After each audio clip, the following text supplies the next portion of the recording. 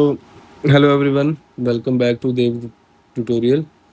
देखो, आज हम करने वाले हैं पावर शेयरिंग का पूरा चैप्टर का एक्सप्लेनेशन। ठीक है, वन शॉट मतलब एक ही वीडियो में मैं सब समझा दूंगा। जितना मेरे से हो सकेगा मैं कोशिश करूंगा इस वीडियो में मैं सारा का सारा जो भी तुम्हें बुक में बताया गया इस चैप्टर के रिगार्डिंग वो सारा का सारा मैं तुम्हें इस वीडियो में समझा दूँ। ठीक है, और अगर आप में से किसी को भी अगर एसएसटी डिफिकल्ट लगती है तब भी इस वीडियो के बाद ये चैप्टर आपको बहुत इजी लगने लगेगा, ये मैं कोशिश करूँगा। और हाँ, बीच बीच में आपसे छोटे छोटे क्वेश्चन भी पूछूंगा। आपका उन क्वेश्चन के लिए आंसर देना ज़रूरी है, इसलिए जब जब मैं बोलूँ तो कमेंट में आंसर कर देना, ताकि आप साथ साथ वन शॉट वीडियो में ही कोशिश कर कर पाओ कि सारा आपको समझ आ जाए। तो साथ साथ मेरे क्वेश्चन का आंसर देते जाओगे तो अटेंटिव रहोगे और वीडियो ख़त्म और सारे आपके पास जितनी ज़रूरत थी वो सारी नॉलेज आपको उसी टाइम मिलेगी, ना कि बाद में फिर वीडियो देखनी। तो स्टार्ट करते हैं, एक सिंपल से क्वेश्चन से स्टार्ट करते हैं। सोचो अगर मैं टीवी का रिमोट सिर्फ एक ही पर्सन के पास हो। क्या सोचो अगर घर में ना, ये मान लेते हैं ये टीवी,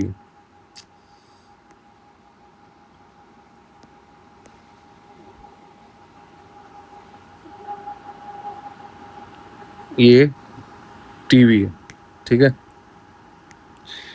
इसका रिमोट सिर्फ एक पर्सन के पास हो, ये रिमोट है। ठीक है, ये रिमोट है, ये सिर्फ एक ही पर्सन के पास हो घर में, पूरे घर में, फिर क्या बाकी लोग खुश रहेंगे? बताओ कि क्या बाकी लोग खुश रहेंगे? बिल्कुल नहीं। सब कहेंगे कि हमें भी चाहिए, हमने कार्टून देखना है, हमने मूवी देखनी है, हमने गेम खेलनी है। यही आइडिया देश में अप्लाई होता है, हमारे देश में अप्लाई होता है। जब देश की सारी पावर एक ही ग्रुप के पास होती हैं तो झगड़ा हो सकता है। देश मतलब इस टीवी की सारी पावर इस किससे कंट्रोल होता है? इस रिमोट से। और ये रिमोट इस देश का, इस टीवी का रिमोट एक ही पर्सन के पास हो, एक ही पर्सन के पास हो तो दिक्कत होगी। वैसे ही देश का कंट्रोल सिर्फ एक ही पर्सन के पास होने से दिक्कत हो सकती है। ठीक है, तो जब देश की सारी पावर एक ही ग्रुप के पास होती हैं तो क्या होता है? झगड़ा होता है। और जब पावर अलग अलग लोगों और ग्रुप्स में बांटी जाती हैं तो उसे कहते हैं पावर शेयरिंग। जब इसी पावर को पावर को हम लोगों या ग्रुप्स में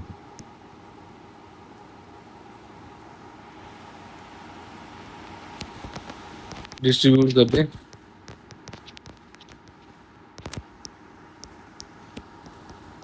तो क्या होगा? तो इसी प्रोसेस या इसी चीज को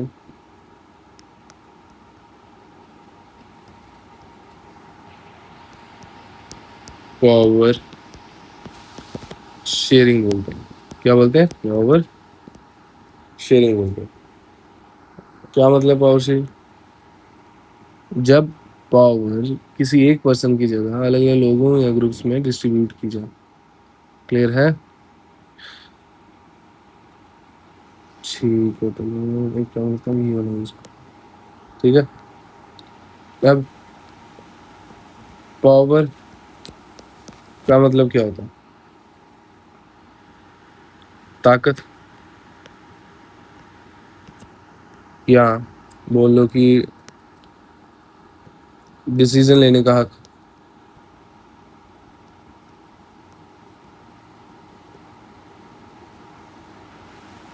और शेयरिंग क्या होगी? बांटना। जैसे दो टॉफिस मिली, आपको दो टॉफी मिली, एक आपने अपने भाई को दे दी, एक खुद ले ली, तो ये बांटा ना आप, तो बस वैसे पावर को बांटना। तो पावर शेयरिंग का क्या मतलब हुआ? देश के डिसीजन लेने की ताकत को अलग अलग लोगों या ग्रुप्स में बांट देना। ठीक है। ठीक। तो यही मेरा आपके लिए पहला क्वेश्चन है, वो ये कि आपके हिसाब से रिमोट वाली एग्जांपल में झगड़ा कम करने का बेस्ट तरीका क्या है? सिर्फ एक पर्सन को रिमोट देना, सब, ए, एक पर्सन को रिमोट देना, बी, सबको चांस मिले, या सी, रिमोट ही तोड़ दो। बताओ, कमेंट करके बताना कि तुम्हें क्या लगता है। ठीक है। आगे अगर हम बढ़ते हैं तो एक टॉपिक आता है हमारे पास। देखो, गवर्नमेंट के तीन इंपॉर्टेंट पार्ट्स हैं। अब तुम्हें बताता हूँ गवर्नमेंट के तीन इंपॉर्टेंट पार्ट्स। गवर्नमेंट के तीन इंपॉर्टेंट पार्ट्स बुक में जैसे कि लिखा है वो, लेजिस्लेचर,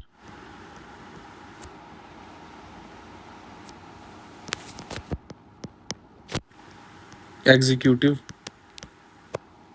रिकॉर्ड तो हो रहा है ना? ठीक।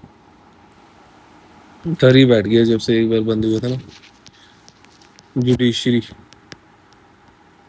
है। पहले समझते हैं कि लेजिस्लेचर क्या होता है। ठीक है।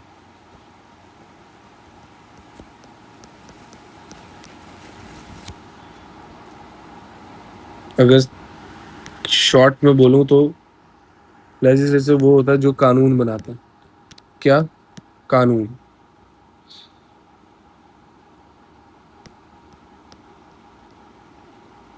एकदम सीधी लैंग्वेज में बोलो, जो कानून बनाता है। जो कानून बनाता मतलब सर, जैसे स्कूल में रूल बनते हैं। क्या होता है? स्कूल में रूल बनते हैं, जैसे यूनिफॉर्म पहननी है, लेट नहीं आना है, होमवर्क कंप्लीट करना है ना? वैसे ही देश में जो लोग कानून बनाते हैं, पार्लियामेंट और स्टेट असेंबलीज, उन्हें लेजिस्लेचर कहते हैं। क्या?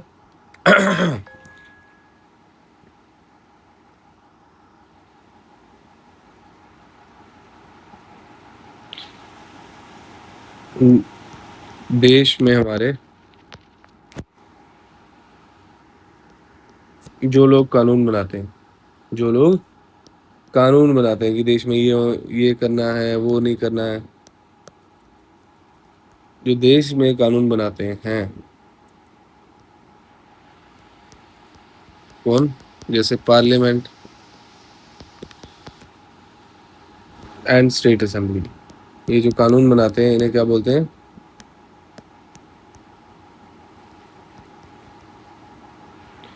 लेजिस्लेचर।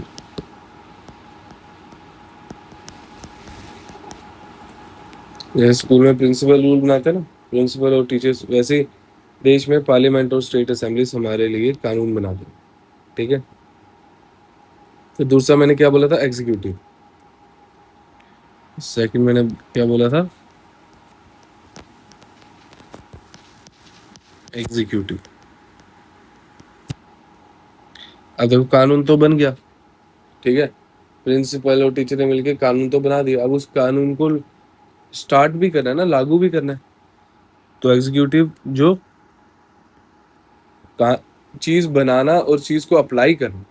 एक प्लान मान लेते हैं, आप एक प्लान बनाते हो कि मैं हर दिन इतने घंटे पढ़ूंगा, बट ये तो प्लान आपने बनाया। जब आप इसको अप्लाई करोगे तो वो कौन सी स्टेज होगी? पहले प्लानिंग स्टेज हुई, फिर एग्जीक्यूशन होगा ना, कि आप उसको लागू कर रहे हो। तो वही चीज है, पार्लियामेंट ने रूल्स बनाए, स्टेट असेंबली ने रूल्स बनाए हमारे लिए, और एग्जीक्यूशन हुआ उसका। तो एग्जीक्यूटिव कौन हुए? जो एग्जीक्यूशन करेंगे, जो हमारे इस कानून जो बनाया हुआ है वो लागू करवाते हैं।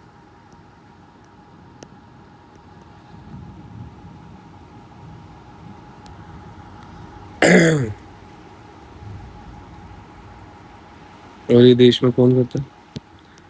देश में प्राइम मिनिस्टर,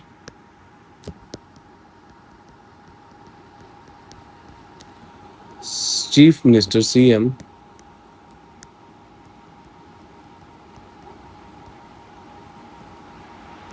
और उसके इनके नीचे जो मिनिस्टर्स होते हैं,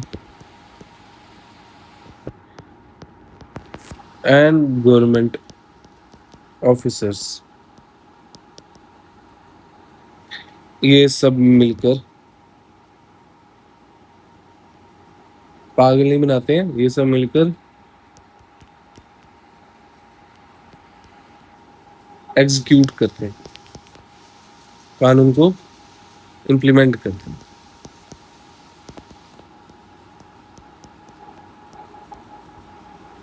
ठीक है, लागू करते हैं कानून को। फिर थर्ड मैंने बोला जुडिशरी।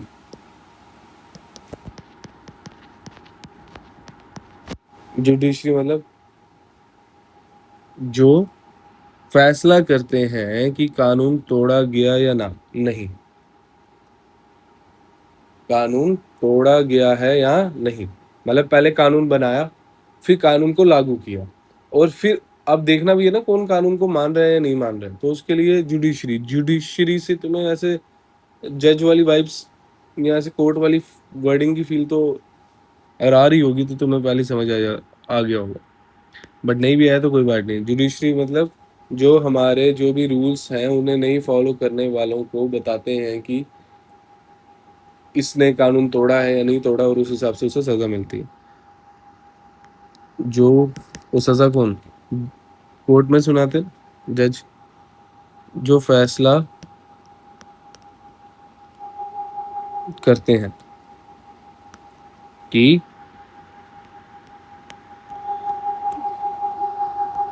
कानून तोड़ा गया है या नहीं। देखो इंग्लिश में तो ना मैं तुम्हें बुक से भी पढ़ा सकता था, सिर्फ लाइन पढ़ो और हिंदी में समझो, पर वो तो हर कोई कर रहा है ना। मेरा सिर्फ और सिर्फ एक ही काम है कि तुम्हें चैप्टर के बारे में कोई भी क्वेश्चन तुमसे पूछे तुम्हें पता हो, और अगर तुम्हें पता होगा उसका तो तुम उसे इंग्लिश में लिख सकते हो। और बाकी अगर तुम्हारी इंग्लिश वीक है तो कोई बात नहीं है, इंग्लिश की वीडियोस जब आएंगी तो तुम इंग्लिश में अच्छे से कैसे हिंदी में सोची हुई चीज़ों को इंग्लिश में कैसे लिखना है तो वो भी मैं बता दूंगा। बट मेन चीज़ है पहले हमें मन में समझ तो होनी चाहिए ना किसी चीज़ की, तभी हम उसे इंग्लिश में बता पाएंगे। तो मेरा सिर्फ एक ही मेरा मेन मोटिव है कि मैं तुम्हें हर चीज़ के बारे में तुम्हारी ही भाषा में तुम्हें समझा दूं। और ये काम कौन करते हैं देश में? देश में कोर्ट्स एंड जजेस ये काम करते हैं। तो पता मेरे लिए बहुत आसान है कि अगर मैं सिर्फ क्या बोलते हैं आपकी बुक के पेजेस इधर चिपका दूं और बोलते जाऊं, सिर्फ मुझे बोलना है। लिखने में मेरा जितना टाइम वेस्ट हो रहा है ना इंग्लिश में जो मैं लिख रहा हूँ, उसका मुझे कोई टाइम जो भी वेस्ट हो रहा है वो ऐसे ही जा रहा है मेरा। ये मैं तब बोलूंगा कि ऐसे ही जा रहा है जब इससे कोई बेनिफिट नहीं हो, बट मुझे पता है कि इससे तुम्हें ज़्यादा बेनिफिट है, वरना मैं इसे टाइम वेस्ट मानता कि जब मुझे पता भी है कि इससे कोई बेनिफिट नहीं है तो मैं तभी मैं करवा रहा हूँ। तो कोई रीज़न है तभी मैं तुम्हें इस वे में पढ़ा रहा हूँ। बाकी अगर तुम्हें चाहिए कि मैं इंग्लिश में ही सब लिखूँ और हिंदी में समझाऊँ तो तुम मुझे बता देना, मैं वैसे कर दूँ।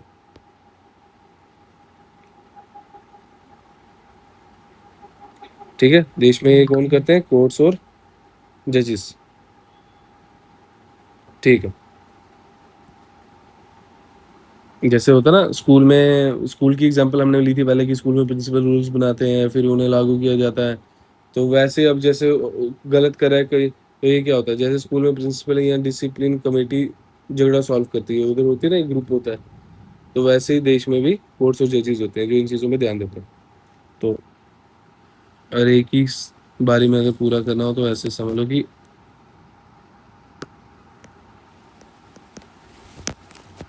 इजी वे में समझ लो। फर्स्ट, रूल बनाना,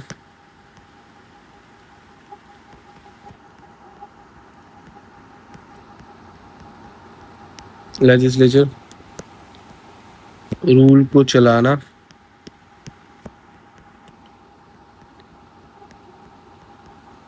एग्जीक्यूटिव, रूल फॉलो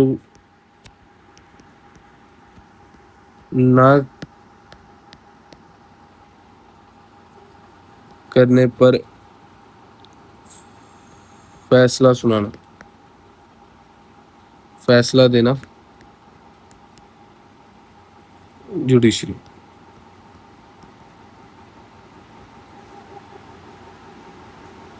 अगर ये तीन तुम्हें वर्ड याद हो गए तो समझ लो आधा चैप्टर ही तुम्हारे लिए इजी हो जाएगा आगे समझने में।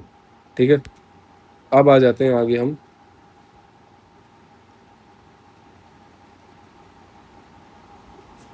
बेल्जियम। बेल्जियम चॉकलेट नहीं या वैफल नहीं, ठीक है।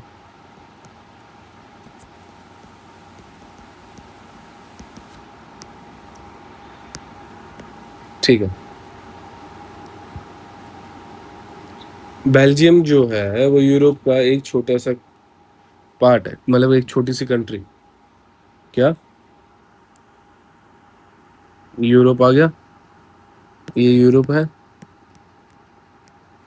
इसमें बेल्जियम एक छोटा सा पार्ट है। एक छोटा सा पार्ट मतलब एक छोटी सी कंट्री है यूरोप में, ठीक है। और ये हरियाणा से भी छोटी है। बुक में ये स्पेसिफिकली बताया जाता है कि बेल्जियम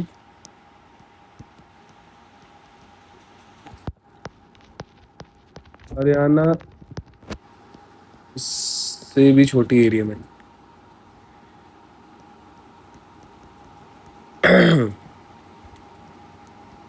कितनी छोटी है, ठीक है।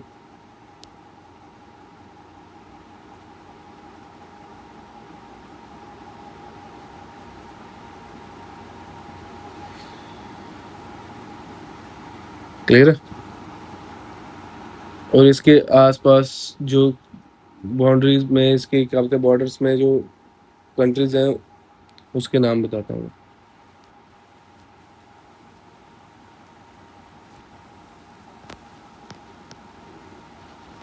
इसके आसपास वाली कंट्रीज हैं, ये भी पूछा जा सकता है। आसपास वाली कंट्रीज में आता है फ्रांस, नेदरलैंड्स,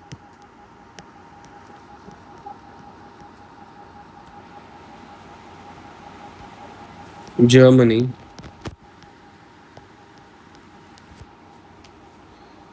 और लग्जमबर्ग। लग्जमबर्ग, ठीक है। और पॉपुलेशन कितनी है बेल्जियम की?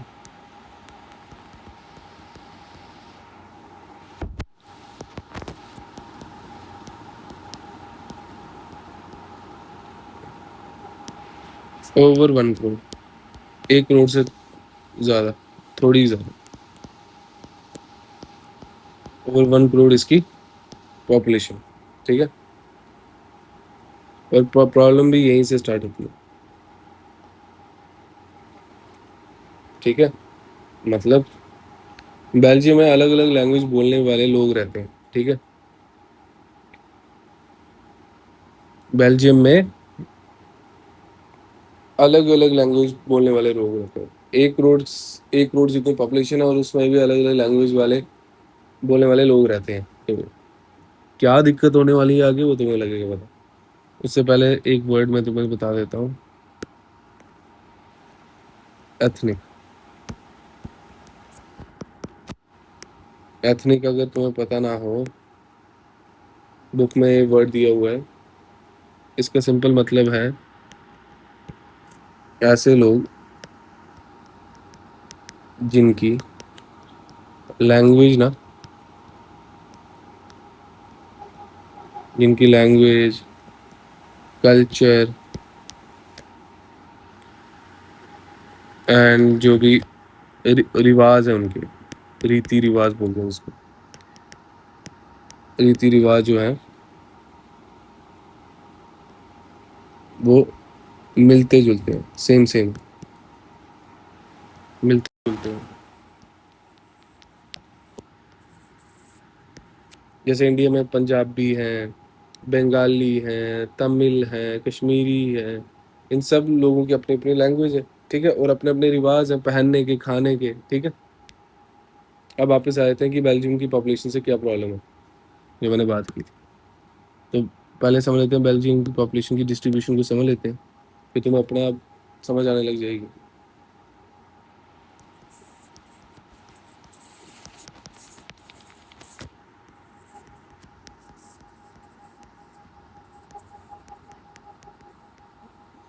बेल्जियम की पॉपुलेशन, देखो बेल्जियम की पॉपुलेशन में ना 59% जो लोग हैं वो डच स्पीकिंग है, मतलब कौन सी लैंग्वेज बोलते हैं, डच, ठीक है। 1 करोड़ से ऊपर पॉपुलेशन है इनकी, और उसमें से 100% में से 15% डच स्पीकिंग है, जो कि फ्लैमिश रीजन से बिलोंग करते हैं, फ्लैमिश रीजन से बिलोंग करते हैं, ठीक है। फिर 40% आ जाते हैं जो फ्रेंच स्पीकिंग है,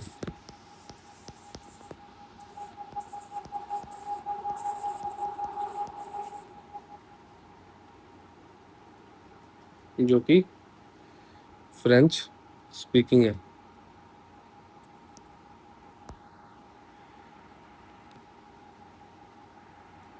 और फिर 1% आ जाते हैं जो जर्मन बोलते हैं,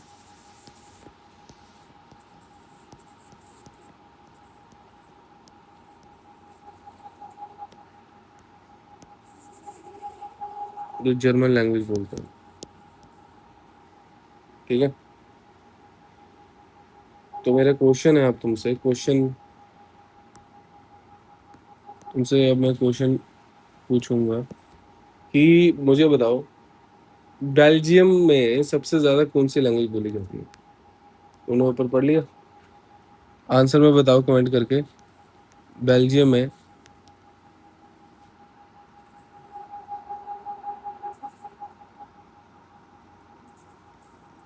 कौन सी लैंग्वेज ज्यादा बोली जाती है।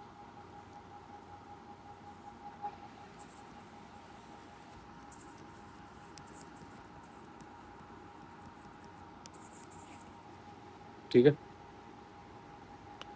बताओ।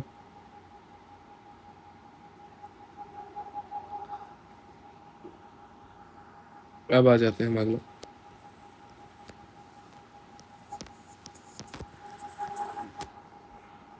अब यहाँ से स्टोरी इंटरेस्टिंग होने वाली है। ब्रुसेल्स क्या है, कैपिटल ऑफ बेल्जियम, क्या है कैपिटल ऑफ बेल्जियम।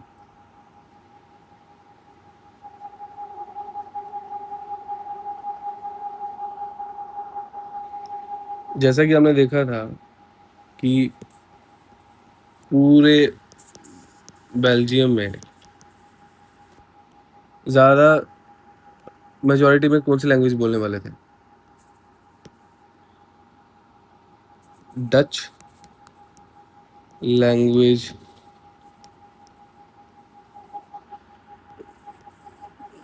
वाले मेजोरिटी लोग थे ना।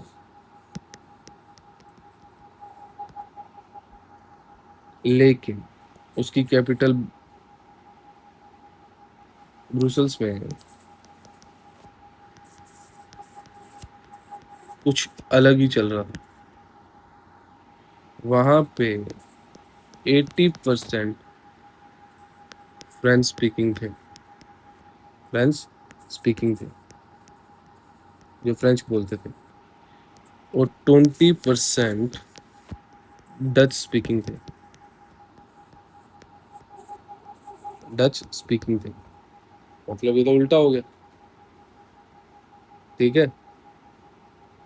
बेल्जियम में जहाँ डच लैंग्वेज बोलने वाले मेजॉरिटी में थे, डच वाले मेजॉरिटी में थे, वो ही ब्रुसेल्स में माइनॉरिटी में थे।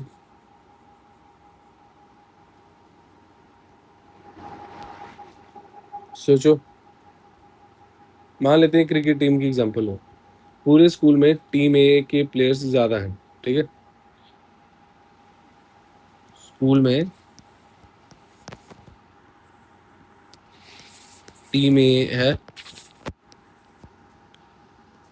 उसके प्लेयर्स ही सबसे ज्यादा हैं। ऐसे नहीं, मैं टीम ए के प्लेयर सबसे ज्यादा हैं, ठीक है। लेकिन प्रिंसिपल के ऑफिस में अगर तुम देखो तो टीम बी के प्लेयर्स ज्यादा हैं। थोड़ा अनफेयर या अजीब सा नहीं समझ लग रहा कि स्कूल में टीम ए के प्लेयर्स ज्यादा हैं और उसी स्कूल के प्रिंसिपल के रूम में टीम बी के प्लेयर्स ज्यादा हैं।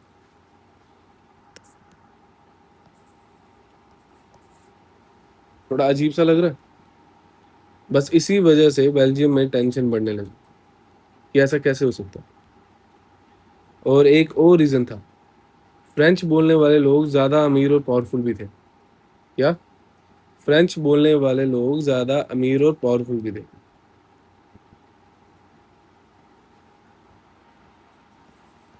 फ्रेंच स्पीकिंग पीपल जो थे,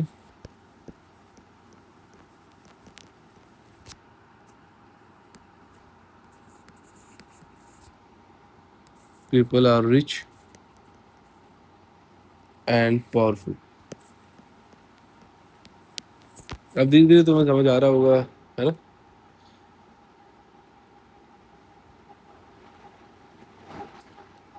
और डच बोलने वाले लोगों को अच्छे एजुकेशन और डेवलपमेंट का फायदा लेट मिला था। Partiality start.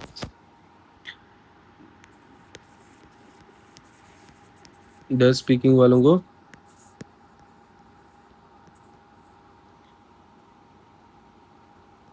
Education and development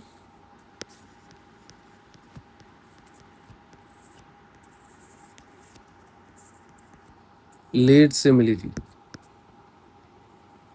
late आपको कैसे पता किससे लेट से मिली थी? किससे कंपेयर कर रहे हैं? हम कर रहे हैं फ्रेंच पीपल के हिसाब से। इन डच स्पीकिंग वालों को लेट डेवलपमेंट मिली थी, इकोनॉमिक डेवलपमेंट हो गई और एजुकेशन।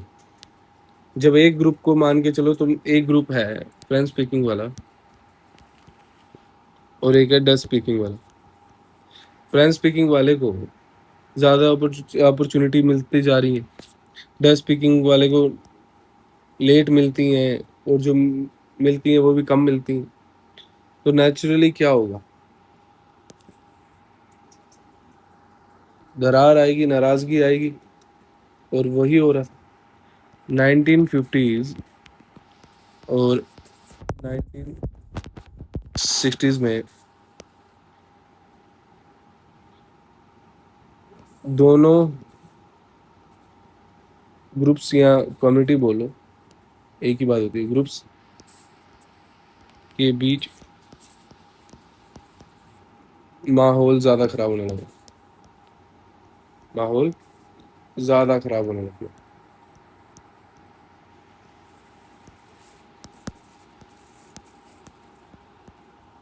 ठीक है।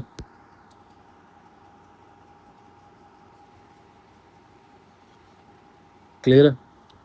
अब हम आगे श्रीलंका में बढ़ेंगे, बट उससे पहले मैं एक छोटा सा इसको वापस से रिकैप करवा देता हूँ।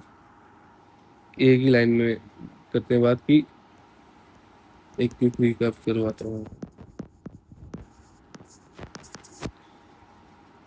क्या था?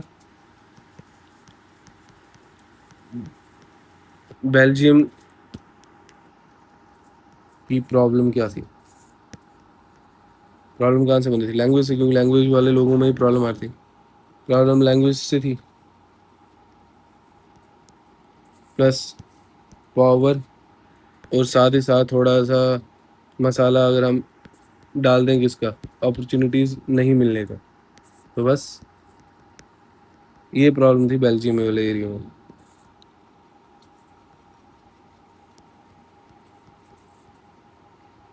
तो ये था पूरे बेल्जियम में प्रॉब्लम, लैंग्वेज और पावर शेयरिंग कम में ज़्यादा, और उसी वजह से क्या होते हैं आप मान लो डेवलपमेंट और अपॉर्चुनिटी एम्प्लॉयमेंट कम एज कम्पेयर टू दूसरों को ज़्यादा।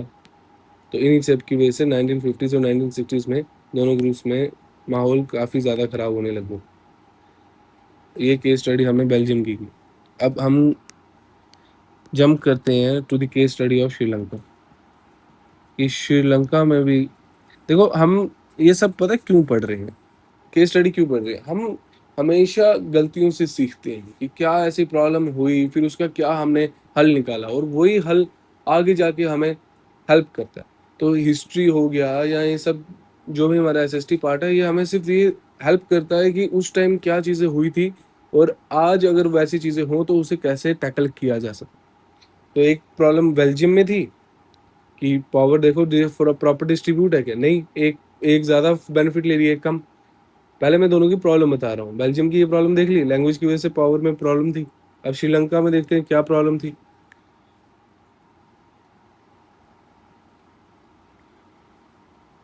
श्रीलंका एक आइलैंड कंट्री है, पता?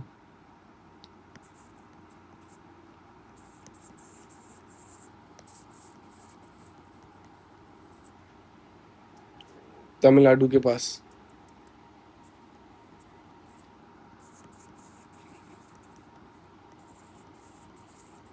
ठीक है।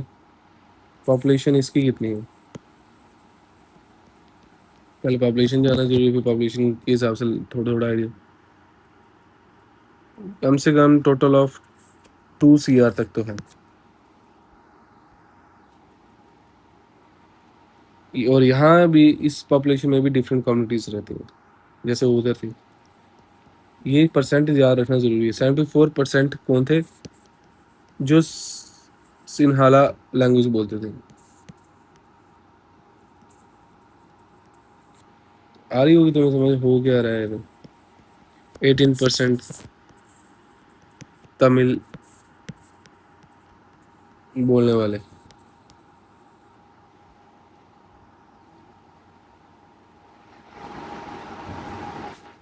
ठीक है। तमिल बोलने वाले कितने थे? 18%। फिर उन्हीं तमिल बोलने वालों में उनके भी दो ग्रुप्स थे।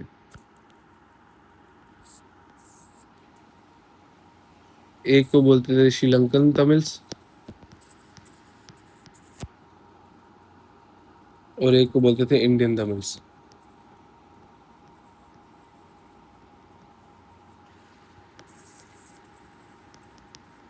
सोचो उसके अंदर भी डिस्ट्रीब्यूशन, इतना डिस्ट्रीब्यूट किया गया होता है हमें। Sri Lankan Tamil north and east में रहते थे, श्रीलंका में। और इंडियन तमिल्स,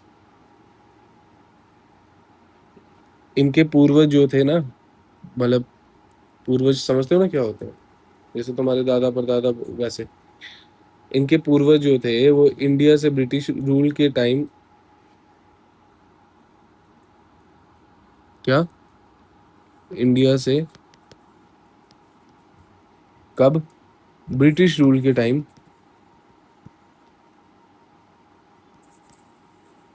ब्रिटिश रूल के टाइम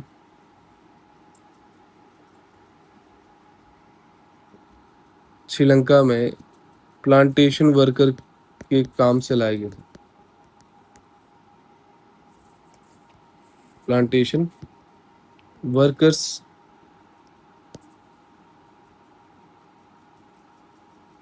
के, मतलब प्लांटेशन वर्कर के हिसाब से लाए गए थे।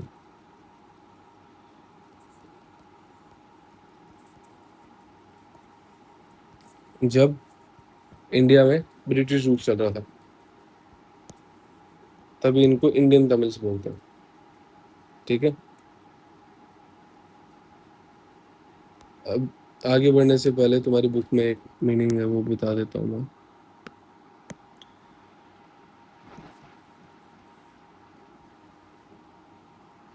colonial period. Colonial period.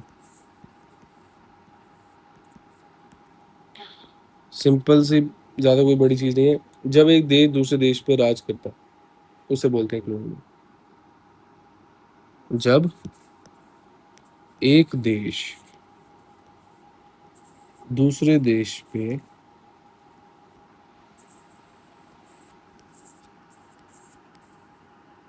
राज करे।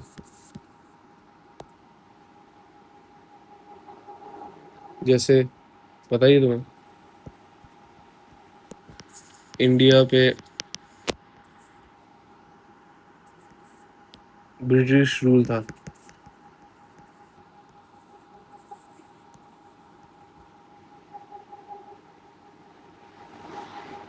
था ना? तो उसी टाइम क्या बोलते हैं, कुछ इंडियंस को तमिल लेके चले गए, तमिल सॉरी, श्रीलंका लेके चले गए थे काम के लिए। ठीक है, इंडियन वर्कर्स को।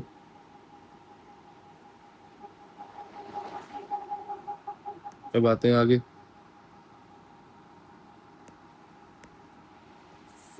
अगर हम रिलीजन देखें, धर्म देखें, तो जो ज्यादा स्पीकिंग वाले ज्यादा स्पीकिंग ज्यादा लैंग्वेज बोलने वाले कौन थे? सिन्हाला ना। तो सिन्हाला स्पीकिंग वाले लोग ज्यादातर बुद्धिस्ट होते थे। सिन्हाला बोलने वाले कौन से धर्म से होते थे? बुद्धिस्ट। और जो मोस्ट ज्यादा तमिल में से जो ज्यादातर तमिल होते थे, वो हिंदू होते थे या मुस्लिम होते थे।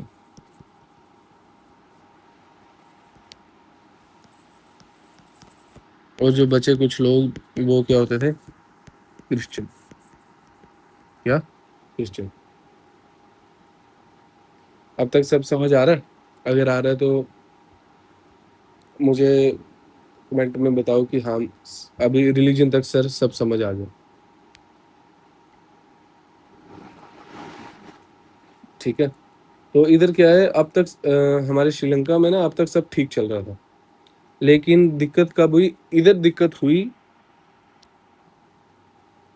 इंडिपेंडेंस के बाद। After independence problem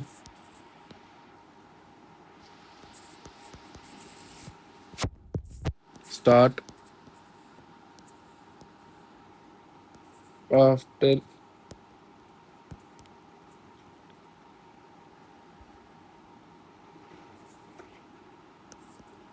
independence.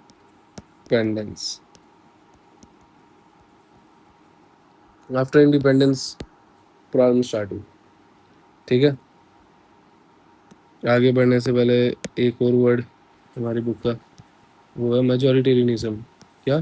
Majoritarianism.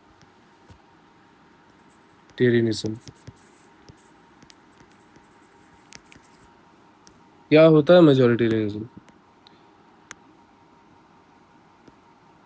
Majoritarianism का मतलब होता है जब मेजोरिटी वाले लोग सोचें कि हम ज्यादा हैं, इसलिए देश में सिर्फ हमारी चलेगी, तो उसे क्या बोलते हैं? मेजोरिटेरियनिज्म। मतलब मेजोरिटी में जो लोग हैं वो अपने आप को सोचें कि वही सब कुछ है, वही पावरफुल है। ठीक है। क्या?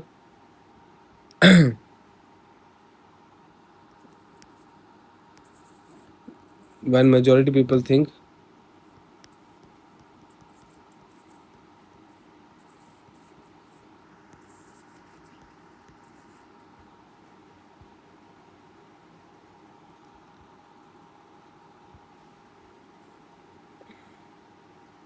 when majority people think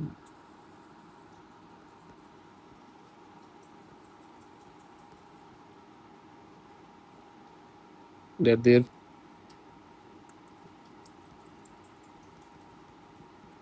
majority in population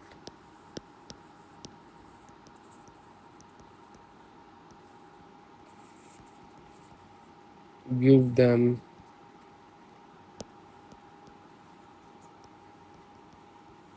some kind of power to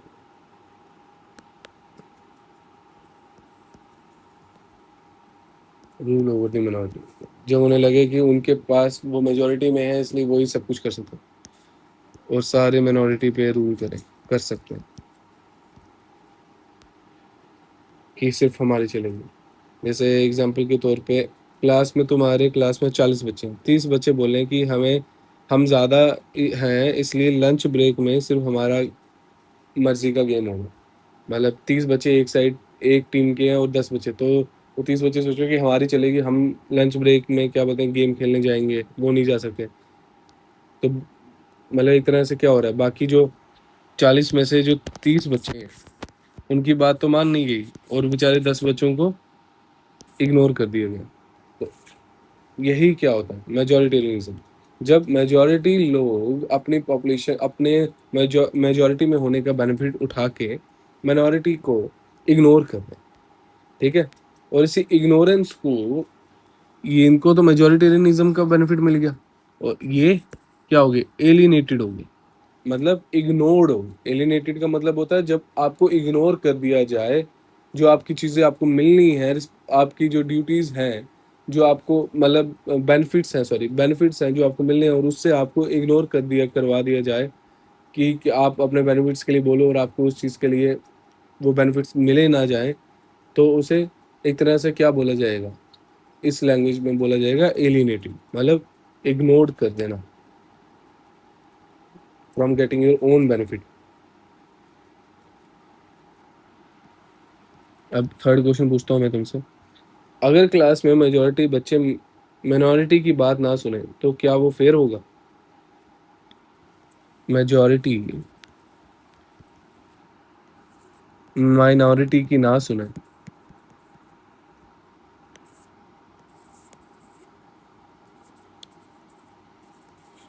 just because कि वो ज़्यादा है, तो क्या ये सही होगा? यस और नो, बताओ, आंसर चाहिए, बीच में सो नहीं जाना। अब आते हैं एक इम्पॉर्टेंट डेट पे, जो है 1948।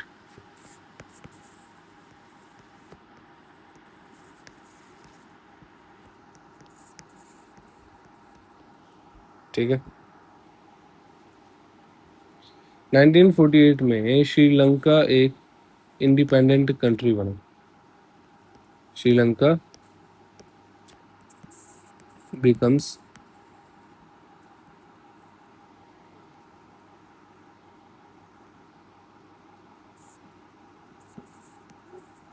became independent। क्या बना? इंडिपेंडेंट बना। और इंडिपेंडेंस के बाद, मैंने ऊपर ही बोला था इंडिपेंडेंस के बाद प्रॉब्लम स्टार्ट हुई क्या, इंडिपेंडेंस के बाद सिन्हाला लीडर्स ने अपनी मेजोरिटी का यूज करके गवर्नमेंट में अपनी चलाना स्टार्ट करने की कोशिश कर दी। क्या? अपनी चलाने की कोशिश कर दी स्टार्ट। क्यों? क्योंकि वो मेजोरिटी में थे, तो उन्होंने सोचा गवर्नमेंट भी हमारी होगी, मर्जी भी हमारी चलेगी, सब कुछ हमारी मर्जी का होगा। तो ठीक है, क्योंकि सिन्हाला ही मेजोरिटी में थे, तो समझ रहे होगे तुम वोट्स का भाई, वोट्स का क्या सीन होगा भाई। ठीक है, तो 1956 में क्या था, सिन्हाला ओनली एक्ट पास किया गया। सिन्हाला, सोचो, अब उन्होंने अपने उस पर एक्ट भी पास कर दिया। क्या? सिन्हाला ओनली एक्ट कब पास किया गया? 1956 में।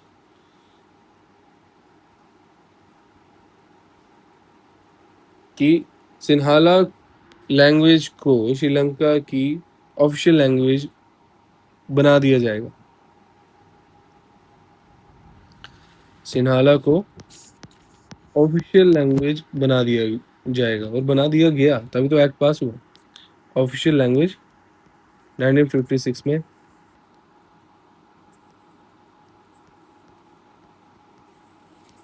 बना दिया गया।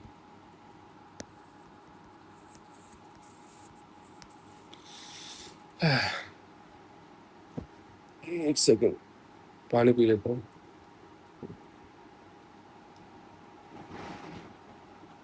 तब तक तुम भी थोड़ी रेस्ट कर लो।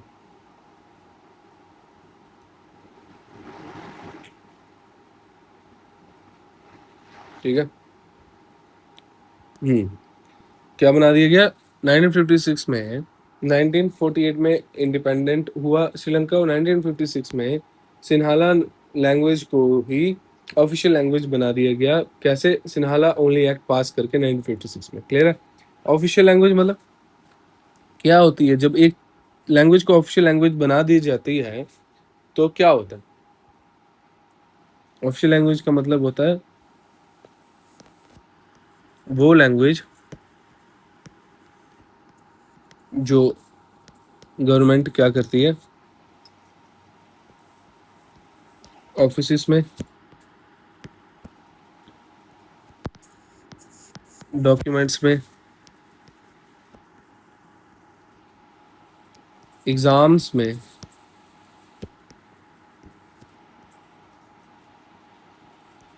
और ऑफिशियल काम में, ऑफिस के कोई भी काम में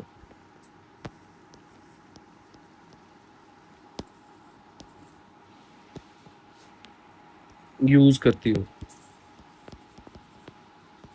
उसे बोलते हैं ऑफिशियल लैंग्वेज। अब सोचो तमिल बोलने वाले स्टूडेंट्स और सिटीजन्स को कैसा फील हुआ होगा।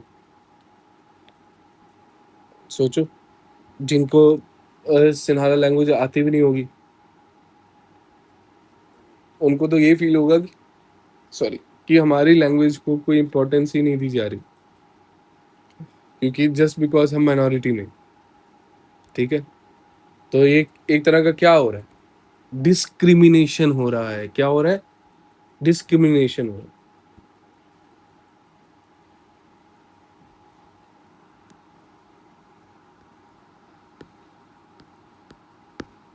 डिस्क्रिमिनेशन स्टार्ट हो रहा है।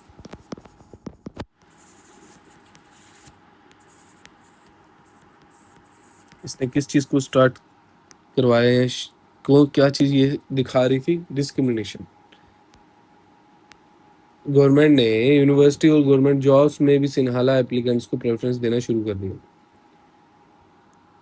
जैसे कॉलेज में जाना हो या किसी जॉब वगैरह की तैयारी करनी हो, जैसे जनरल कैटेगरी वालों के साथ हो रहा है। ठीक है, कॉलेज हो गया, जॉब हो गया, तो उसमें पहला प्रेफरेंस किसको दिया जाने लगा? सिन्हाला स्पीकिंग लैंग्वेज वालों को, सिन्हाला स्पीकिंग वालों को। ठीक है, वहां भी उनको प्रेफरेंस देना स्टार्ट कर दिया, और यहीं से डिस्क्रिमिनेशन हमारा स्टार्ट हो गया। डिस्क्रिमिनेशन का मतलब समझ आ ही गया होगा। क्या? किसी के साथ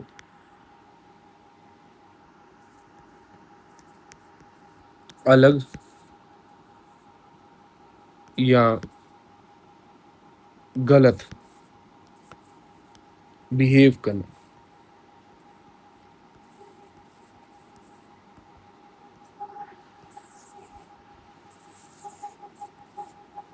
आई समझ? जैसे दो स्टूडेंट्स सेम मार्क्स लाए लेकिन सिर्फ लैंग्वेज की वजह से एक को एडमिशन मिल जाए और दूसरे को मिले ही नहीं। इसी तरह तमिल कम्युनिटी के लोगों को भी प्रॉब्लम हो रही थी, क्योंकि उनको लगा कि उनके साथ अनफेयर ट्रीटमेंट हो रहा है। हर तो उनको उनको अगर उनको इतना अनफेयर लग रहा है तो उनको सोचो, उनको अपने बच्चों के लिए कितनी टेंशन होती होगी कि आने वाले टाइम पे तो सिन्हाला को ही सब कुछ मिलने वाला है, मतलब बुद्धिज्म जो रिलीजन के। तो हम जो मर्जी कर ले, हमें तो लास्ट में ही रखा जाएगा। आई समझ? तो उन्हीं बुद्धिज्म को एक और चीज हुई, सिन्हाला बोलने वाले बुद्धिज्म जो भी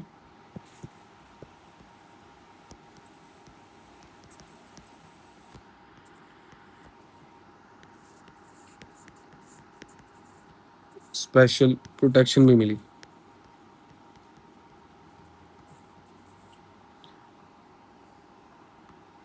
मतलब न्यू कॉन्स्टिट्यूशन जब बना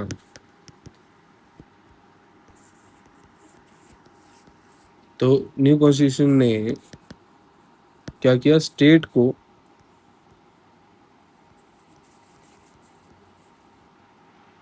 बुद्धिज्म को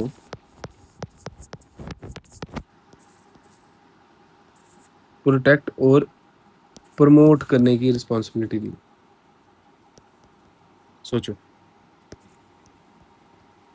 कि मतलब जो बचे कुचे हैं उनकी कमी वो भी पूरी हो जाए, पूरा पूरा एरिया इन्हीं का हो जाए।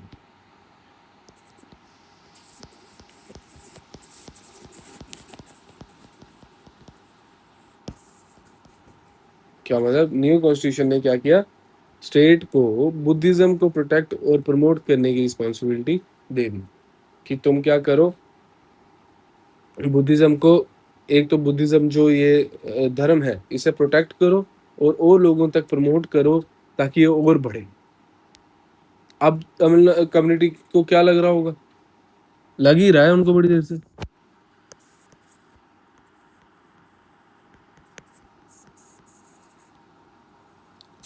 अब तमिल कम्युनिटी को लगा कि हमें लैंग्वेज में डिसएडवांटेज मिला, लैंग्वेज में डिसएडवांटेज है ना। बंदा अपने आप में पाइलअप होते रहता है, मतलब धीरे धीरे उसके चीजें बढ़ती रहती है, बंदा एक चीज माफ कर देता है दूसरी चीज माफ करता है बट बढ़ते ही जा रहा है। जॉब्स में डिसएडवांटेज, यार है ना, ये डिसएडवांटेज भी ऐसे पूछ सकते हैं, what are the disadvantage faced by the Tamil community. Jobs में डिसएडवांटेज, आवाज क्लियर आ रही है। एजुकेशन में डिसएडवांटेज,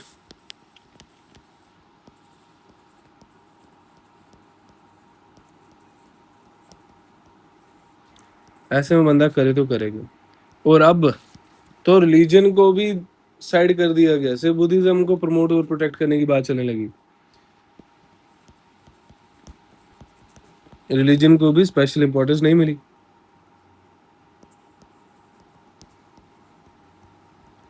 स्पेशल इंपॉर्टेंस नहीं मिली, और उसकी जगह मिली तो किसको मिली, हमें तो हमें मतलब तमिल को तो इम्पोर्टेंस ही नहीं मिली। और जो रिलीजन को भी स्पेशल इम्पोर्टेंस, जिसको स्पेशल इम्पोर्टेंस मिली वो कौन थे, तमिल नहीं, अपने बुद्धिज्म। तो उनको स्पेशल इम्पोर्टेंस मिल रही है, ठीक है। तो यही वर्ड आता है जो तुम्हारी बुक का है, alienation. Tamil people field alienated, ignored, alienation. साफ शब्दों में बोले तो जब किसी को लगे कि ये सिस्टम जो मेरे ही लिए बना था, सबके बेनिफिट के लिए बना था, ये सिस्टम मेरा ही नहीं है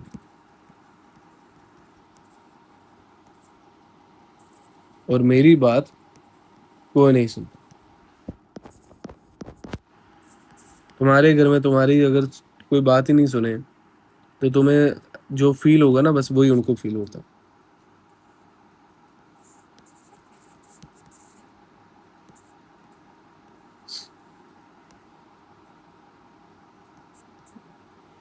ठीक है,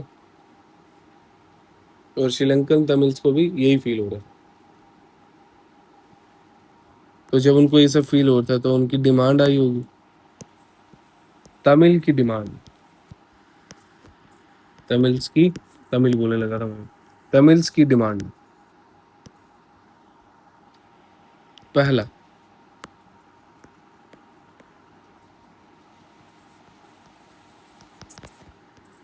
तमिल को, तमिल लैंग्वेज को ऑफिशियल लैंग्वेज का रिकॉग्निशन मिले।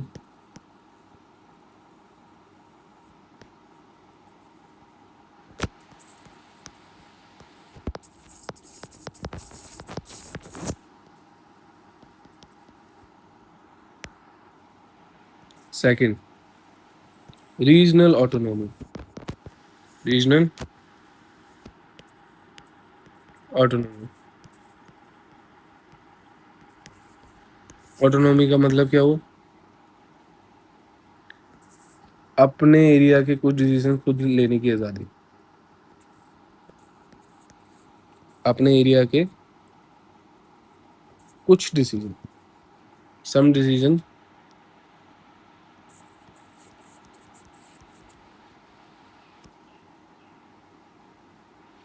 सम डिसीजन टेकिंग फ्रीडम, कुछ डिसीजन लेने की आज़ादी मिले। तभी रीजनल मतलब एरिया ऑटोनॉमी, मतलब उस रीजनल अपने एरिया के डिसीजन लेने की आज़ादी। थर्ड, एजुकेशन और जॉब्स में इक्वल अपॉर्चुनिटी, बराबर। ये नहीं कि वो नहीं चाह रहे कि हमें ही मिले सब, वो ये चाहते हैं सबको बराबर मिले। ठीक है, ये 3 डिमांड्स थी जो कि गवर्नमेंट ने फिर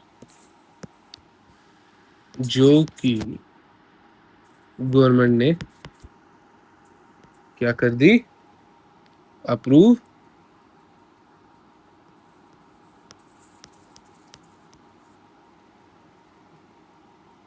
नहीं की।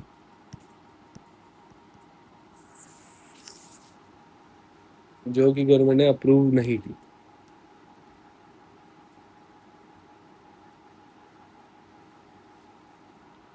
फिर नेक्स्ट, फिर क्या, तमिल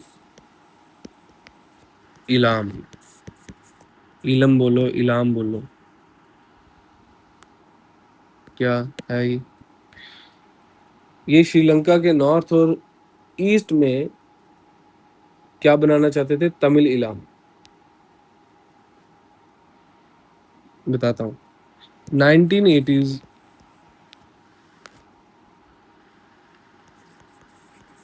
तक क्या हुआ, कुछ तमिल ऑर्गेनाइजेशन थी,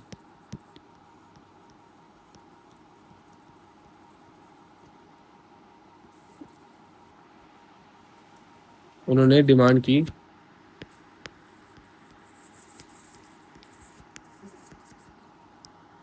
कि हमें अलग देश चाहिए। थे मिनॉरिटी में, बट इतना डिस्क्रिमिनेशन सह नहीं पा रहे थे, इसलिए उन्होंने बोला हमें अलग देश चाहिए। और इसी देश का नाम उन्होंने क्या सिलेक्ट किया, इसी देश का नाम उन्होंने तमिल इलाम सिलेक्ट किया। और ये कहाँ पे पड़ेगा, श्रीलंका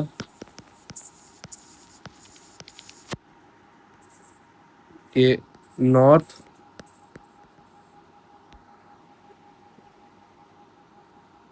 और ये होता है ना नॉर्थ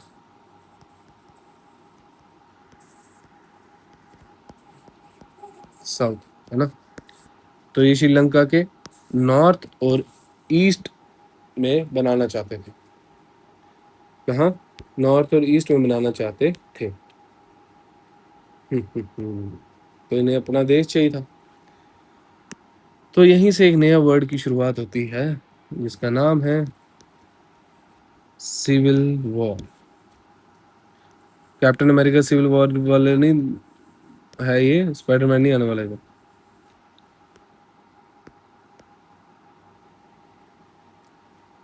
साफ शब्दों में बोलूं तो जब देखो, जब एक ही देश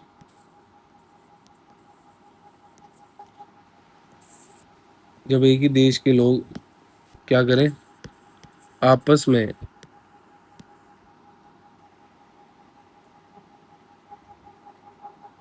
ऐसा झगड़ा छेड़ दें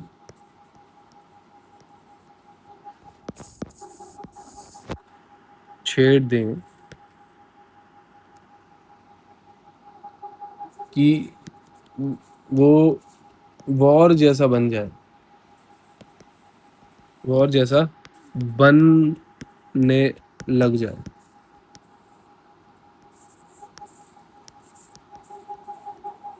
तो उसे ही सिविल वॉर बोलते हैं, उसे ही सिविल वॉर बोलते हैं।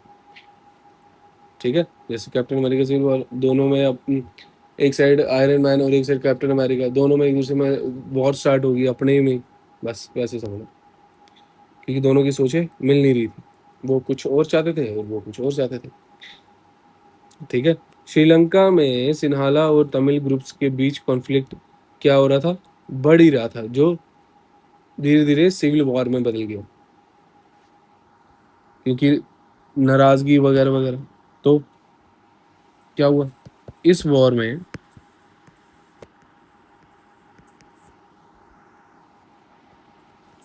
हजारों की तादाद में लोग मरे,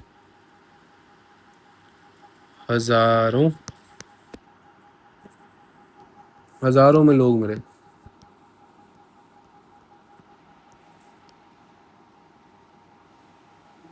बहुत लोग घर छोड़कर भागे।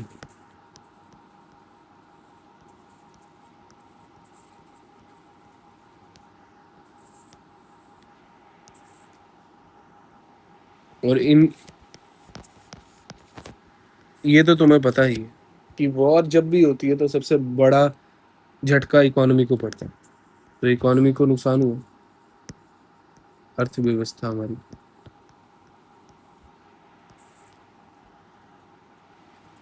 और देश की नॉर्मल लाइफ डिस्टर्ब हो गई, देश की नॉर्मल लाइफ डिस्टर्ब होगी।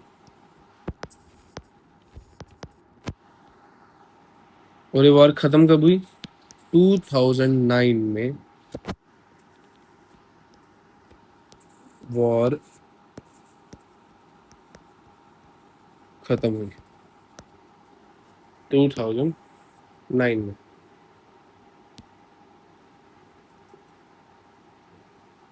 मतलब तब मैं तब मैं 7 ईयर्स का था, सोचो, जब तब मैं ही 7 ईयर्स का था, 7 ईयर्स का जब मैं था, तब श्रीलंका में ये वॉर खत्म हुई थी, सिविल वॉर। क्वेश्चन 4 तुमसे पूछता हूँ,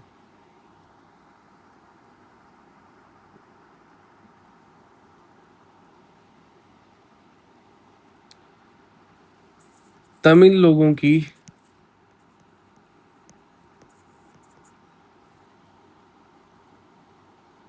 सबसे पहली एंड इम्पोर्टेंट डिमांड क्या थी। पहला, अलग देश। दूसरा, नया प्राइम मिनिस्टर।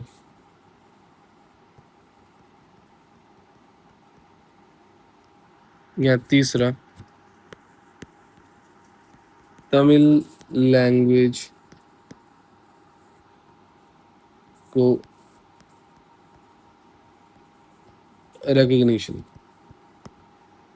ये कमेंट करके तुम बताओगे कि कौन सा आंसर तुम्हें लगता है कि सही है। सही आंसर देना।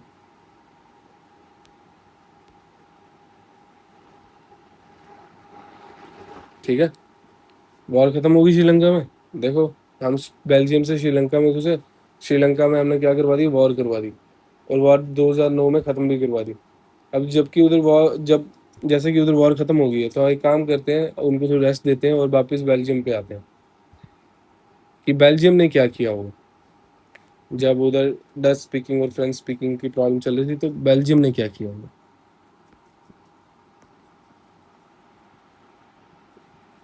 वट बेल्जियम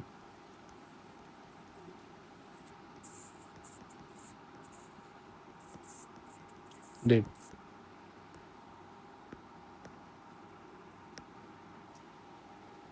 श्रीलंका ने देखो मेजोरिटी डोमिनेंस का रास्ता चूज किया।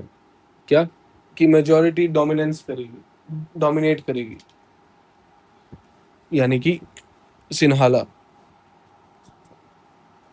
बट बेल्जियम समझदार था शायद, उन्होंने वैसी वॉर शायद नहीं देखनी थी यहाँ, पता नहीं, अब ये तो तुम्हें आगे पता चलेगा। जहां श्रीलंका ने वॉर को चूज किया, वहीं बेल्जियम ने पावर शेयरिंग का रास्ता चूज किया। Belgium choose power sharing.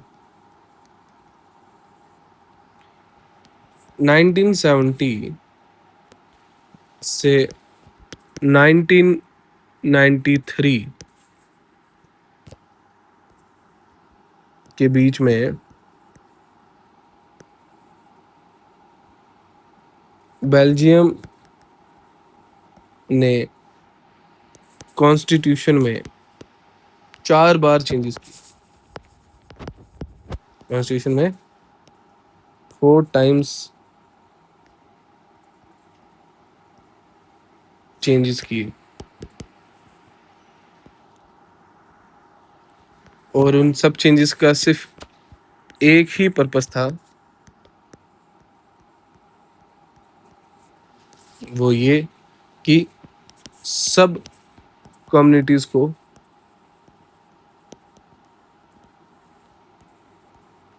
साथ लेकर चलना, साथ लेकर चलना। तो बेल्जियम के ऐसे क्या इंपॉर्टेंट स्टेप्स जो उन्होंने लिए? बेल्जियम के इंपॉर्टेंट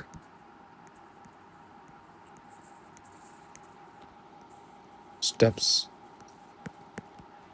पहला,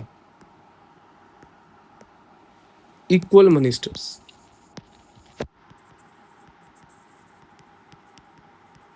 equal minister.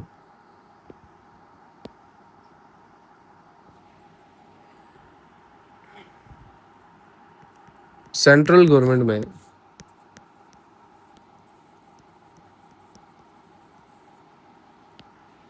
Dutch and French speaking minister जो थे,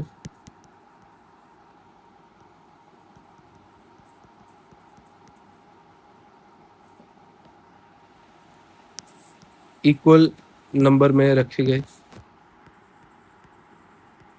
जितने फ्रेंच के लोग मिनिस्टर, उतने डच के, equal numbers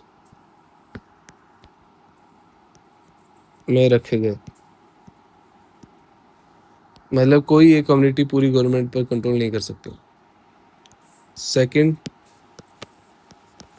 special laws.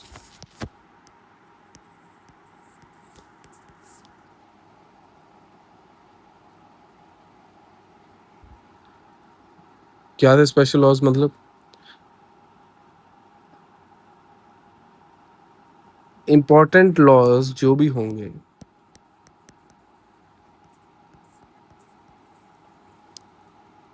Important laws जो भी होंगे वो तभी पास होंगे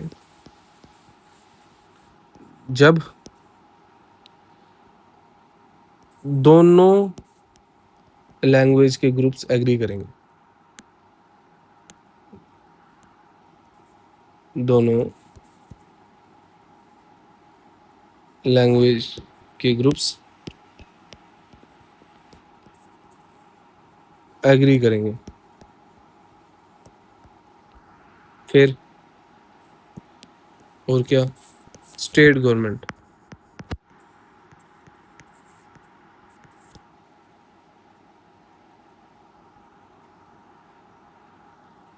वही याद है?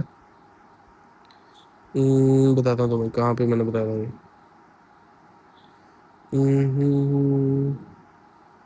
रीजनल ऑटोनॉमी, याद है ना? मतलब एरिया, कुछ एरिया में लोग अपनी हिसाब से डिसीजन ले सकें, बस। वैसे ही स्टेट गवर्नमेंट कुछ पावर्स रीजनल गवर्नमेंट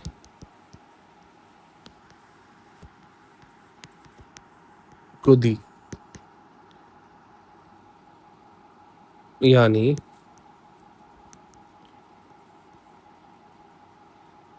हर एरिया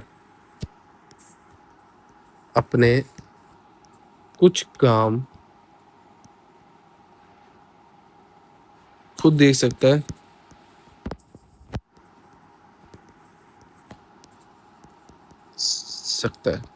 ठीक है, जैसे अभी भी होता है कि नहीं होता है? सेंट्रल गवर्नमेंट, स्टेट गवर्नमेंट, हर काम के लिए स्टेट गवर्नमेंट सेंट्रल के पास तो नहीं जाती। कुछ काम जो है वो स्टेट गवर्नमेंट के पास पावर्स दी जाती हैं कि वो कुछ काम खुद से कर सकता है। ठीक है, फिर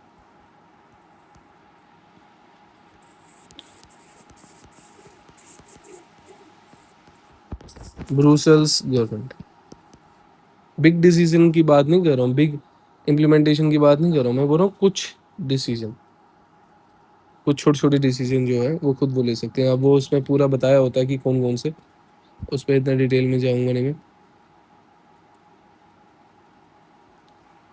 ब्रुसेल्स गवर्नमेंट, ब्रुसेल में भी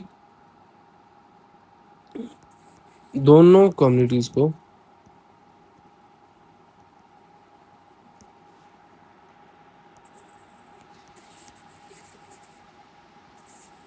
इक्वल रिप्रेजेंटेशन दी गई।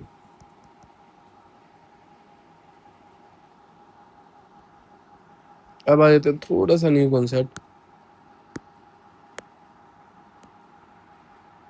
उससे पहले ऊपर तक समझ आ गया तुम्हें कि क्या चीजें थी जो बेल्जियम ने की? ठीक है, जिससे कि उनमें श्रीलंका जैसा सीन ना बने। अब आते हैं आगे, कम्युनिटी गवर्नमेंट।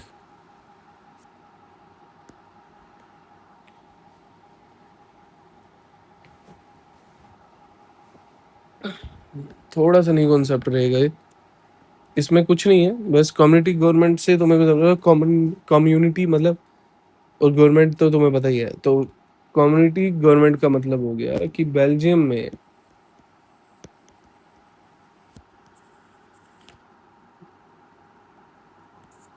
लैंग्वेज के बेसिस पर भी गवर्नमेंट बनी, लैंग्वेज के बेसिस पर भी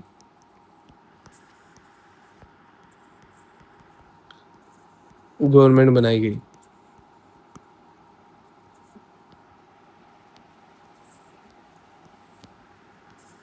ये गवर्नमेंट कल्चर, एजुकेशन और लैंग्वेज से जुड़े डिसीजन लेती थी, से कनेक्टेड डिसीजन लेती थी।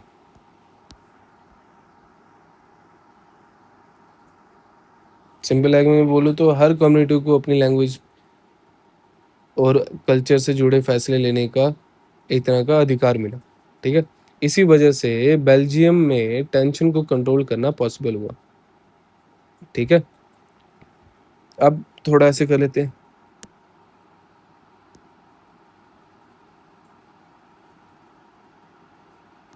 इसमें में करते हैं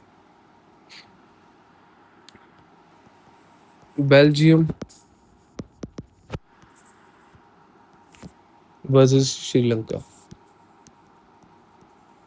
दो कंट्रीज का हमने केस स्टडी किया और हमें क्या पता चला कि कितना फर्क होता है डिसीजन मेकिंग में, और उससे क्या क्या हो सकता है, क्या क्या नुकसान और फायदे होते हैं। श्रीलंका में मेजोरिटी ने डोमिनेट किया, डैल मारने की कोशिश की,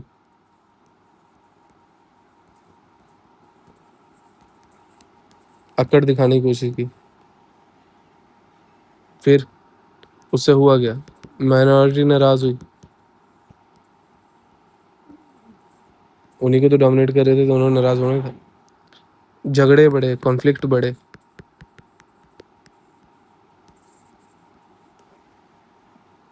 और that leads to civil war. फिर सिविल वॉर हुई, बट बेल्जियम सबकी बात सुनी गई।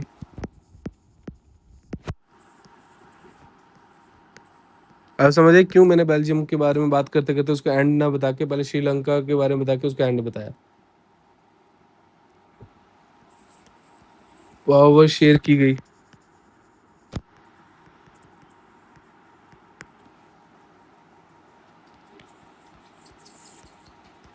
कॉन्फ्लिक्ट को कंट्रोल किया गया।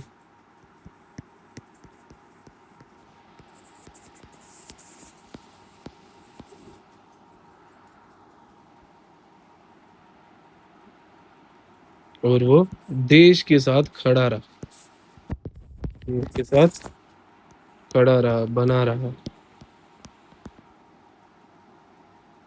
यही चैप्टर का मेन लेसन है।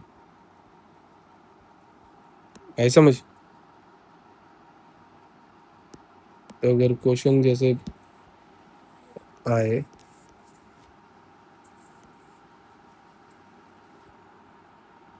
Y power sharing is good, जब भी कोई पूछे तुमसे ऐसा,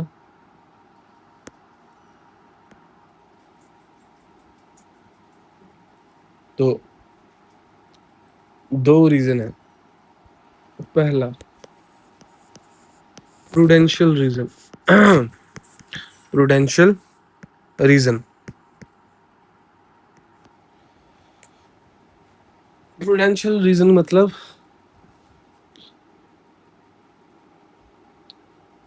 प्रैक्टिकल फायदा। प्रैक्टिकल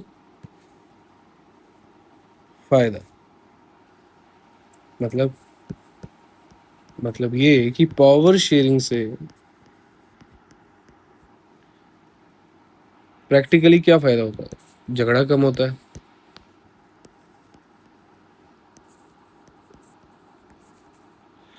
वायलेंस कम होता है,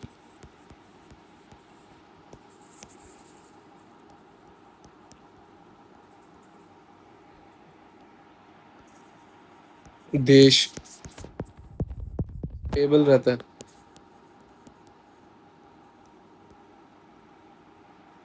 सेकंड, मॉरल रीजन।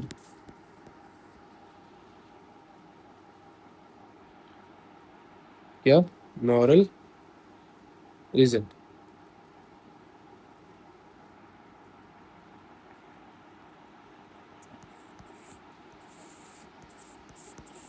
डेमोक्रेसी में सबको बोलने का अधिकार,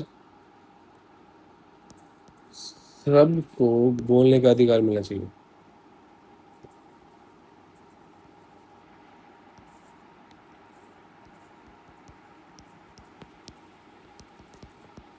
मिलना चाहिए। यानी पावर शेयरिंग सिर्फ फायदे के लिए नहीं, बल्कि डेमोक्रेसी के स्पिरिट के लिए भी जरूरी है। आई समझ। तो यही मैं एक क्वेश्चन पूछता हूँ कि आपके हिसाब से स्ट्रॉन्ग रीजन कौन सा लगता है आपको, प्रूडेंशियल या मॉरल?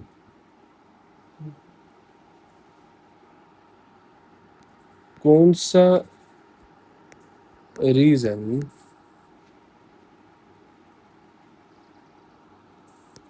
ज्यादा स्ट्रॉन्ग है फॉर पावर शेयरिंग?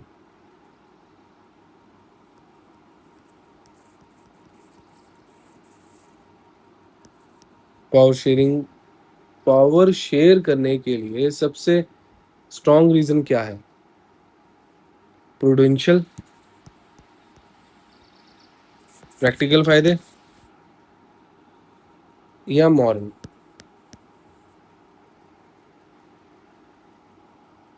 कमेंट में इसका आंसर बताना कि प्रूडेंशियल या moral.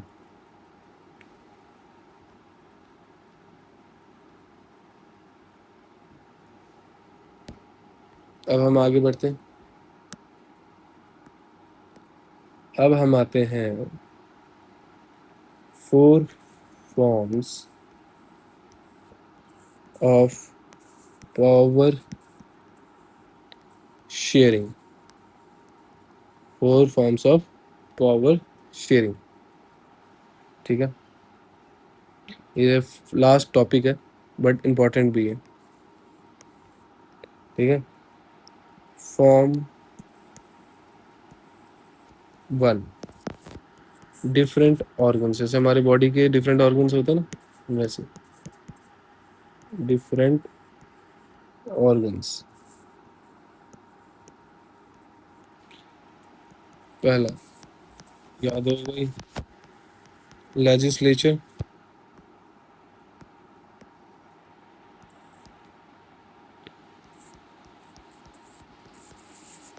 Executive,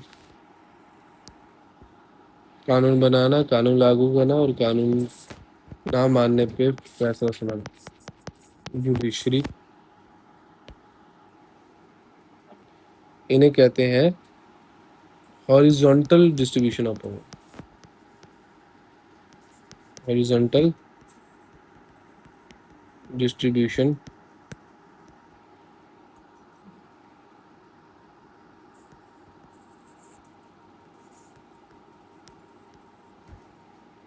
horizontal distribution of power. Horizontal distribution में हॉरिजॉन्टल का मतलब कि सब अपनी अपनी जगह इम्पोर्टेंट, सब अपनी अपनी जगह इम्पोर्टेंट है, किसी एक का भी ना होना नुकसान दे सकता है। जैसे स्कूल में प्रिंसिपल, टीचर, डिसिप्लिन देखने वाले जो ग्रुप होते हैं, उन सब का होना ज़रूरी होता है। ठीक है, फिर आता है फॉर्म 2। फॉर्म 1 देख लिया, different organs of government, different organs. ठीक है,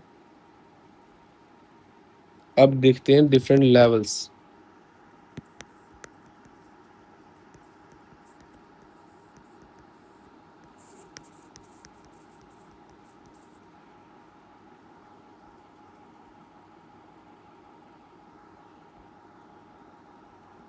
पावर शेयरिंग के 4 फॉर्म होते हैं, जिसमें से पहला फॉर्म है different organs of power sharing. अब डिफरेंट लेवल्स में पावर शेयरिंग देखेंगे हम। सबसे पहले आता है हमारा सेंट्रल गवर्नमेंट आती है, सेकंड आती है स्टेट गवर्नमेंट, फिर आती है लोकल गवर्नमेंट। इसे क्या बोलते हैं? Vertical division of power. This is called vertical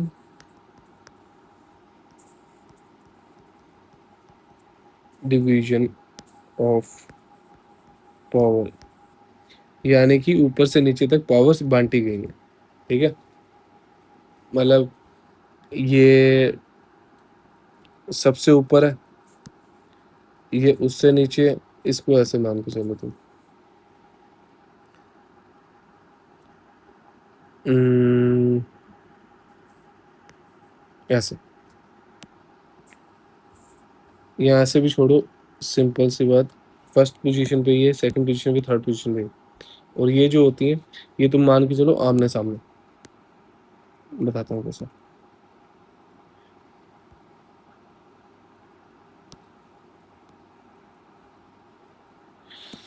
चल जा।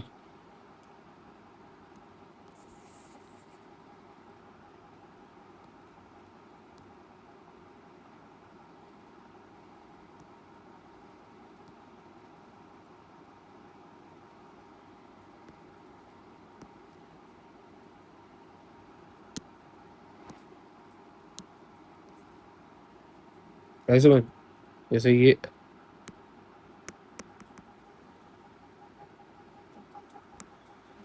इसको पूरे पैसे ले देता हूँ। ये आ गया ना हॉरिजॉन्टल, ऐसे ऐसे।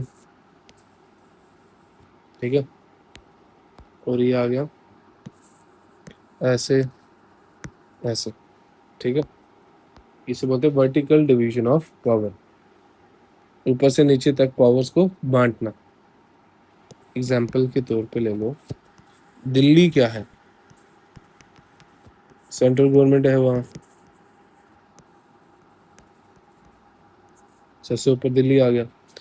फिर JNK आ गया,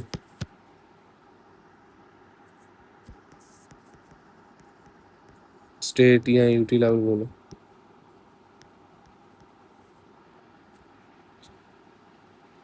फिर आ जाता है म्यूनसिपल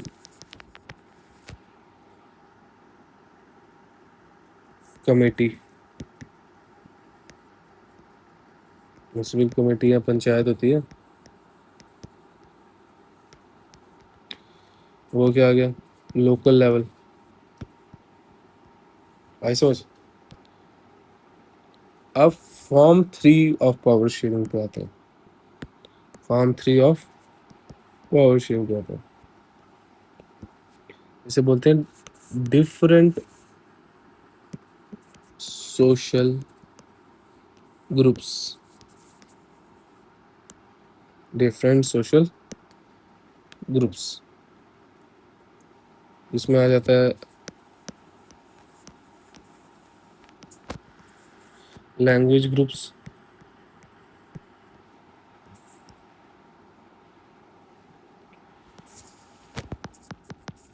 रिलीजियस ग्रुप्स और वीकर सेक्शन ग्रुप।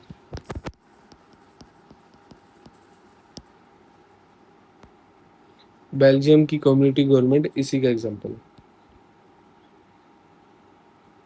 ठीक है, बेल्जियम की कम्युनिटी गवर्नमेंट भी इसका एग्जांपल है। और साथ ही साथ इंडिया में जो रिजर्व सीट्स होती है ना, वो भी इसी के आइडिया से रिलेटेड है।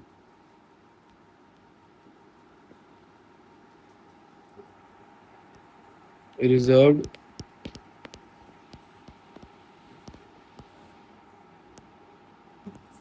Seats in India is also related to this idea।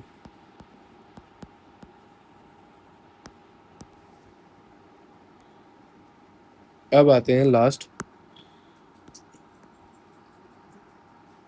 Form 4 of power sharing, political parties.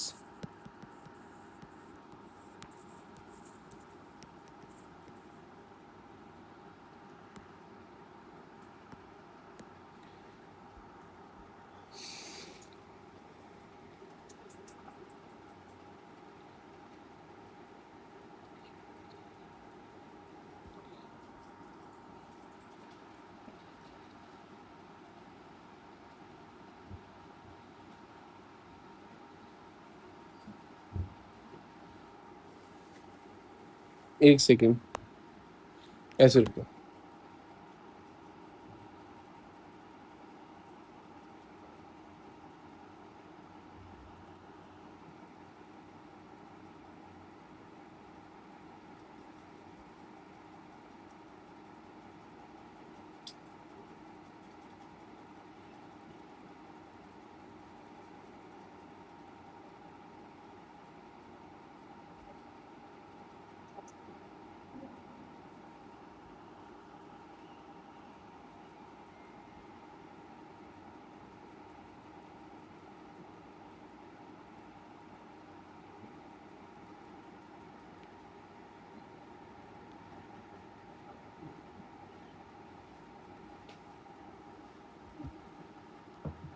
ठीक है, अब आगे बढ़ते हैं। पॉलिटिकल पार्टीज, जब दो या ज्यादा पार्टीज मिलकर गवर्नमेंट बनाती हैं उसे कहते हैं coalition part, coalition government, party बोल रहा हूँ, कोलिशन गवर्नमेंट। क्या, जब दो या दो से ज्यादा, ऐसे लिख देता when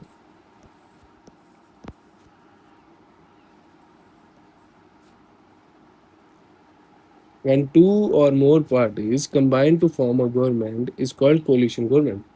जब दो या 2 से ज़्यादा।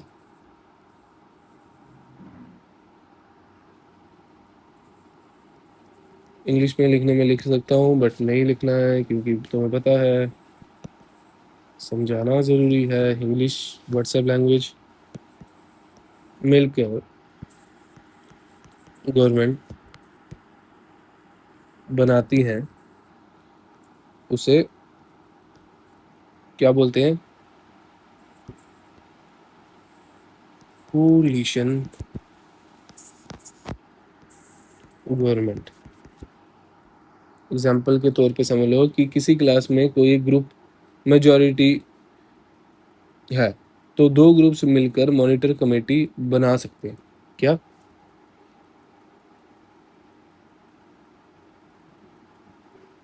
मान के चलो जैसे एक स्कूल में एक क्लास है जिसमें एक जगह मेजॉरिटी नहीं है, सारे क्या बोलते हैं अपने अलग अलग हिस्सों में टूटे हैं, तो वो सब ग्रुप्स मिलकर एक खुद की मॉनिटर कमेटी भी बना सकते हैं। क्या बना सकते हैं? Monitor committee. सिंपल सा मतलब जब 2 या 2 से और भी सिंपल बोलूँ तो स्कूल वाले एग्जांपल को अगर तुम रहने भी दो, सिंपल वे में अगर मैं बोलूँ तो 2 या 2 से ज़्यादा पार्टीज जब मिलकर गवर्नमेंट बनाती हैं उन्हें कोलिशन गवर्नमेंट बोलते हैं। ठीक है? जब जैसे कि एक क्लास में अलग अलग पार्टीज थी, फिर वो मिलके उन्होंने एक ही अपना ग्रुप बना दिया, अलग अलग मॉनिटर्स थे, वो उन्होंने अपना एक ही कमेटी बना दी, मॉनिटर्स कमेटी, जिसमें वो सब मॉनिटर एक साथ होंगे बस। ठीक है? तो 4 फॉर्म ऑफ कौन से थे? ऐसे याद रखो। OLSP पहला था ऑर्गन, जो कि हमारा क्या था? हॉरिजॉन्टल, ऐसे। फिर था हमारा लेवल ऑफ पावर शेयरिंग, जो था वर्टिकल। फिर क्या था हमारा? Social groups.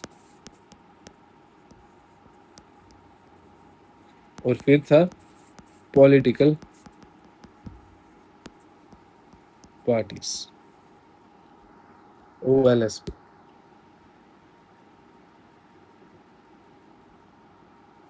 अब मैं तुमसे कुछ क्वेश्चन पूछूंगा, उसके आंसर तुमने नीचे लिखते जाने हैं, ठीक है? पहला क्वेश्चन,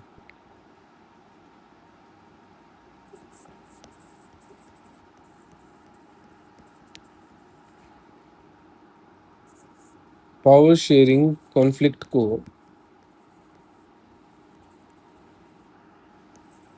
कम करता है?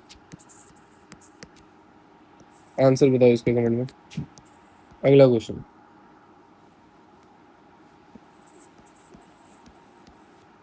यस और नो में आंसर देना।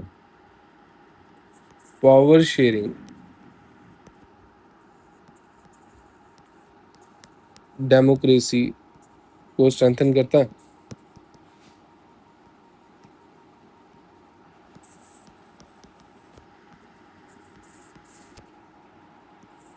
इसका भी आंसर दो।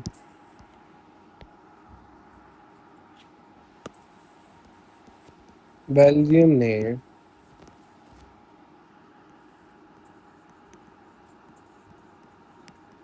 डाइवर्सिटी को इग्नोर किया? आंसर दो यस और नो में।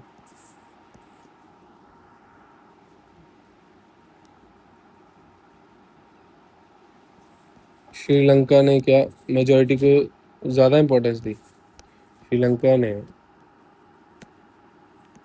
मेजॉरिटी को ज़्यादा इंपॉर्टेंस।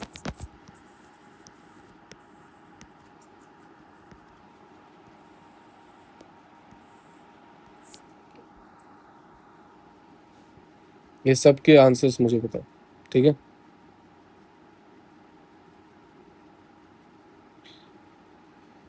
हाँ।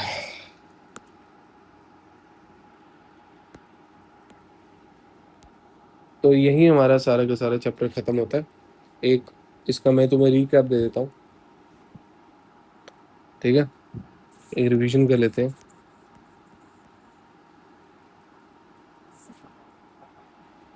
बेल्जियम में हमने क्या क्या पढ़ा?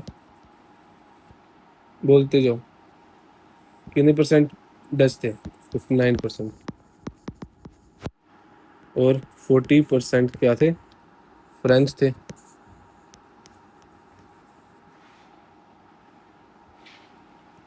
ब्रुसेल्स कैपिटल थी बेल्जियम की, इसमें 80% फ्रेंच थे।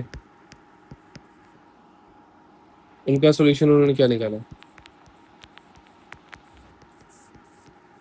Power sharing. दूसरी तरफ श्रीलंका,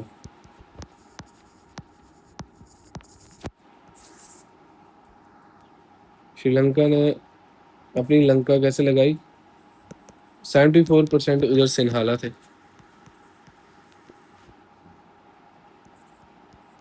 18% उधर तमिल लोग थे, तमिल लैंग्वेज बोलने वाले। जैसे उनको 1948 में इंडिपेंडेंस मिली, प्रॉब्लम एस्केलेट हुई, बड़ी।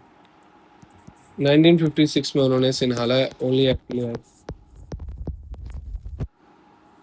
इसमें सिन्हाला को लैंग्वेज को ऑफिशियल लैंग्वेज बोला गया। ठीक है। रिजल्ट, इनका रिजल्ट कैसा था? फेल हो, एलियनेशन, इग्नोरेंस मिली तमिल्स को, और सिविल वॉर में कन्वर्ट होगी। 2009 में ये सिविल वॉर एंड हुई थी। ठीक है, क्लियर है?